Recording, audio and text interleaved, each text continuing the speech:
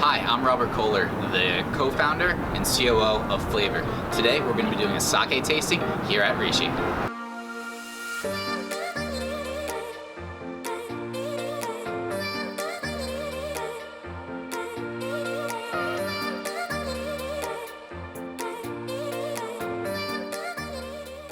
I am here with Nick. He's an advanced sake professional at Rishi. So let's start with the tasting.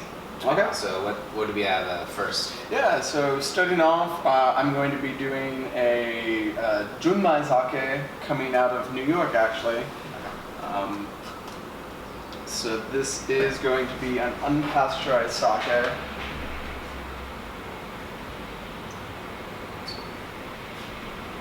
This is, like I said, out of New York.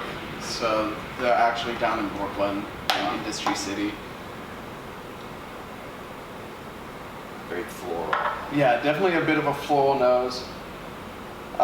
You can definitely tell that it's a Nama just from the aroma. It's got a kind of a, almost a muskiness, kind of like some heavier notes there, like a really, really, really ripe cantaloupe.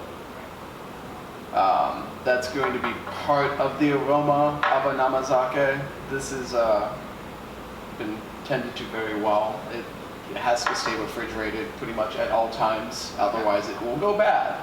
Right. Most sake is pasteurized. It's the only form of preservation that sake has. So when you're not pasteurizing it, you have to be very careful with it, essentially. Gotcha. Is there a proper way to drink this or taste it? I know, like with whiskey, you're supposed to wet the palate first and judge it on the second sip. Is there anything or like that with sake? I would say whatever you do to taste wine, I would taste it very similarly. Okay. The only major difference that I want to pay attention to with sake versus wine is going to be the finish. With wine, especially with reds, you'll hear like the length, like how long it is being talked about a lot. In sake, you kind of want almost the opposite, where it's going to finish very, very quickly. The difference with sake is it's going to end and then something is going to come after. You kind of want to pay attention to that second flavor as well. Awesome.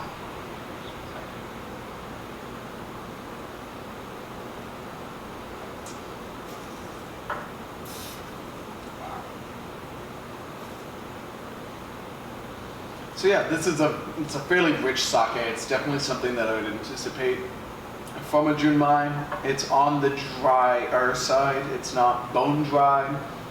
I wouldn't describe this really as sweet at all. There's a little perceived sweetness in the very beginning because I'm getting notes of that cantaloupe following through, getting like a little bit of Asian pear.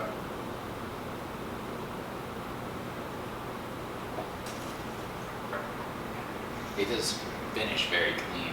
Yeah, this is a very, very clean sake. I'm not getting a lot of the unpasteurized flavor. Like I said, this was taken care of very well. So what's the second one we're gonna? Cool. So the next one here is going to be our only added alcohol sake. So it's nice to kind of talk about these.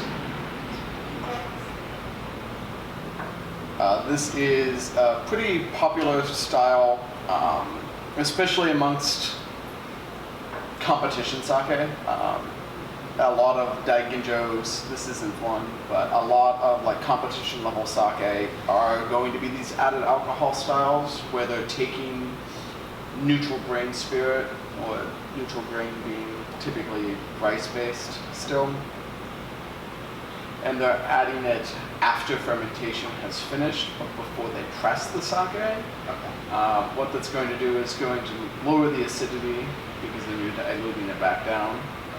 And then it's not really fortification, it's much more to extract these aroma and flavor molecules that are more readily dissolved by the ethyl group of the alcohol versus the polar part of water. Right. So, What are you smelling on this?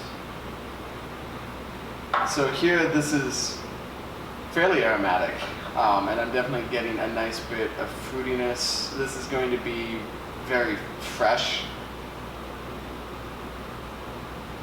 It smells very light and delicate.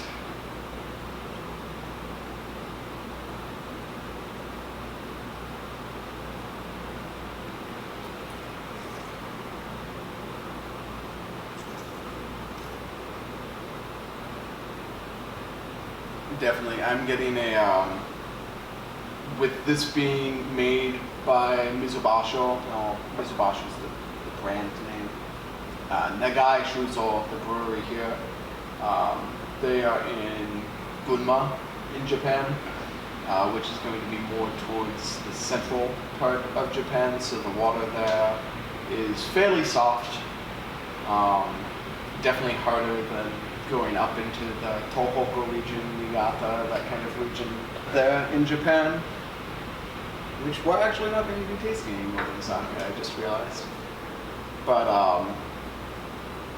I'm getting a little bit of that minerality here, really nice, that's kind of translating to like a crispness at the finish. It's very snappy. Right. I'm getting like, it starts on almost the middle of the palate, rolling a little bit to the edges, and then it has almost like tasting more like almost a pear type. For sure. Flavor. Yeah, I definitely would agree that I'm getting pear off of this one again. I'm getting some other fruits as well, but less likely to be named. Whenever I'm talking about sake, trying to describe what it tastes like, I'm typically more talking, or I think more in terms of feelings, kind of what it's reminiscent of. It's definitely a different way of thinking about sake, about tasting, which is always fun whenever I'm talking to my wine reps or like my wine friends who are used to, this tastes like red fruits and black currant and jasmine, like very specific kind of tasting notes. I'm like, yeah, this is reminiscent of like a waterfall in like springtime. What do we have next? Yeah, so definitely a fan and house favorite here, and by proxy one of my favorites as well.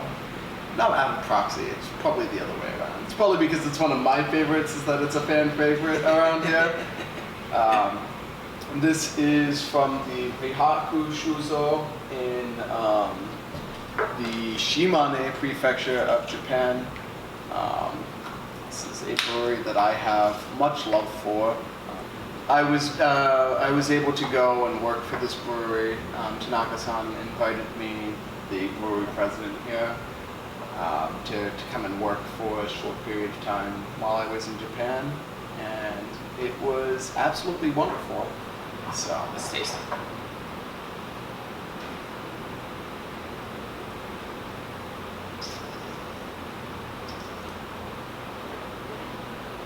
yeah, I love the sake. So this is Rihaku's Wandering Poet. This is going to be probably one of the fuller bodied sakes that we have here. Shimane's water is fairly hard, and so you're definitely tasting the minerality here. This one specifically, I'm getting a lot more herbaceous notes off of instead of being just straight fruit. I'm not getting a ton of fruitiness here. I'm getting much more of a full-bodied kind of crisp minerality with an herbaceous finish.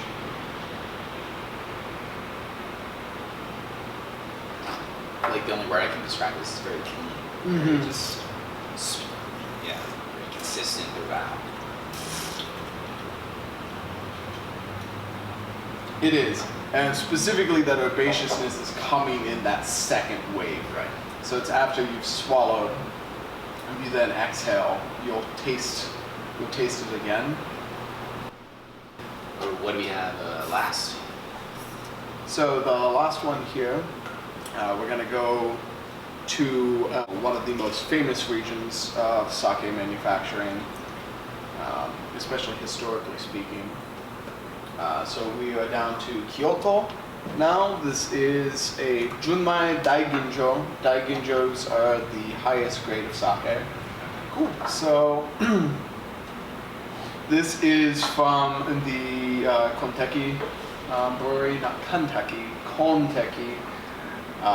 And this is a beautiful Junmai Daiginjo. This is going to be by far the most ethereal sake that we're going to taste today. Yeah, to me, I'm getting almost no aroma. There's a faint wisp of, there's definitely a little bit of florality on the nose, ever so slightly.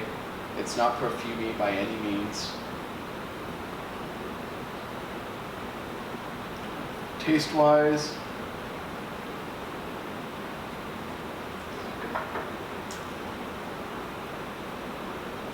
very, very low acid here. I'm definitely picking up on a little bit of, like, that florality is there. This is probably the most floral of the sake that we've tasted. By no means the most floral sake that I have in house, though.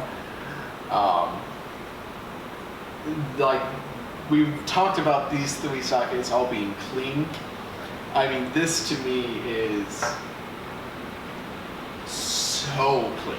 Like, as clean as these other ones have been, this is like kind of the epitome of being clean.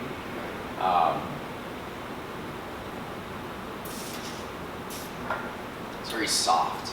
Very, very soft. I mean, I could drink this sake like water. Like, this is. I can definitely do that. This like it is so clean. I'm getting just a hint of like fennel, I would say.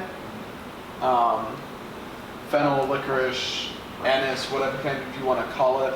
With it being tied with the florality, to me, it's more of like a fennel note. Some people would disagree and say that it tastes like licorice, but I'm getting a little bit of that there, especially towards the end.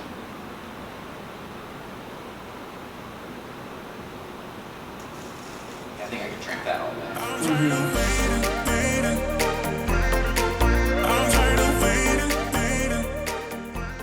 So, Nick, thank you so much for joining us today. I'm sure our viewers, I know I learned a ton about sake. Flavor is doing a 90-day free trial during COVID-19 to help drive traffic to our local businesses. Our promotion here at Rishi is we have a promotion on this tasting, and we also have a 15% off carry-out promotion as well. Nick, thanks again so much for joining us.